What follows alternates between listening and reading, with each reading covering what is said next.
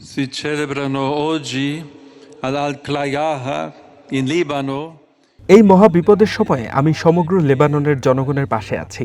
আরবি ভাষায় আল রাহি শব্দের অর্থ হল রাখাল। ফাদার পিয়ের ছিলেন একজন সত্যিকারের মেষপালক বা রাখাল, যিনি যিশুর ভালোবাসা এবং আত্মত্যাগের আদর্শ নিয়ে সবসময় মানুষের পাশে থাকতেন।